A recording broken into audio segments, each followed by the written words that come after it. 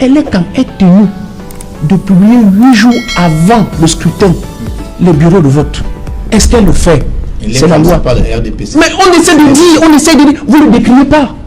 Un grand parti nous le décrit. C'est ce que nous décrions. Nous disons que Elecam n'est pas le RDPC. Mais montrez-nous en décriant au même titre que nous. C'est ce que nous voulons pour qu'il y ait la clarté.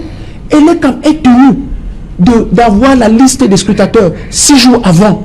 Est-ce que vous nous acceptez? Non. Elecam est tenu de respecter les dispositions légales dans les opérations de vote. Et le directeur général adjoint de l'Elecam, Karim, à la plaidoirie du Conseil constitutionnel, a quand même pu démontrer que tout manquement aux opérations du vote le jour du scrutin entache sa nullité. C'est ce qu'il a dit. Et le PV aujourd'hui, avec la plaidoirie du MRC, on a quand même un PV aujourd'hui qui tient sur un document qui est suffisamment plus crédible. Ça veut dire qu'on essaie d'avancer. Mais voyez-vous, lorsqu'on arrive dans ce genre d'esprit... Il y a avancé entre le PV des maintenant les PV sont suffisamment, il y a quand même une avancée. Okay. Ça, il faut le dire. Okay. C'est quand même une avancée. Même si ce n'est pas de nature à rendre plus crédible, mais c'est quand même une avancée. Elle est minime, mais c'est quand même une avancée. Nous savons reconnaître les faits. Mais lorsque vous avez des actes comme ça, et que l'article 85 vous oblige à mettre les cartes, vous la violez. Lorsqu'on dit que celui qui est scrutateur dans le bureau de vote doit être inscrit sur les listes électorales, on produit son inscription. Vous dites que la carte est fausse. Vous, c'est qui? Vous du RDPC. C'est le représentant du RDPC qui est en commission. C'est le représentant du RDPC qui est en commission. C'est le représentant du RDPC qui est en commission communale. Permettez que je vous accorde. C'était le premier. Allez dire, et Elecam l'a suivi. Vous savez comment Elecam se retrouve au problème? C'est le représentant du RDPC qui, en pleine commission, dit que le scrutateur là, de l'opposition là, il n'a pas de carte.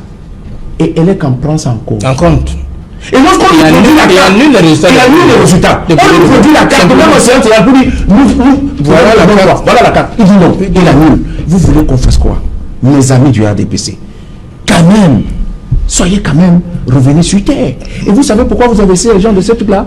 Parce que c'est eux qui ont le trésor de guerre. Ils ont pillé la fortune publique. Ils ont gangstérisé les banques. Ils ont porté la caisse. Et c'est pour ça qu'ils distribuent. Vous donnez 15 000 francs à quelqu'un pour aller voter. 20 000 dans certaines circonstances. C'est ahurissant. C'est-à-dire que tu arrives dans un bureau de vote parce que le gars ne te connaît pas. Il t'interpelle.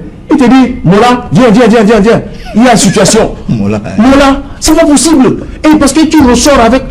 Mais comment vous pouvez rendre les Camerounais aussi ridicules? Je pense que la bonne méthode fait que Elecam a perdu du crédit. Et pourtant, à l'intérieur de Elecam, il y a des gens d'une grande hauteur.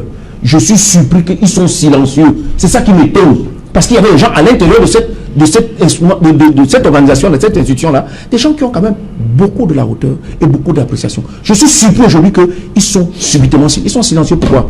Parce qu'on les a arrosés. C'est que je ne... Merci. Alain Djipo. Non,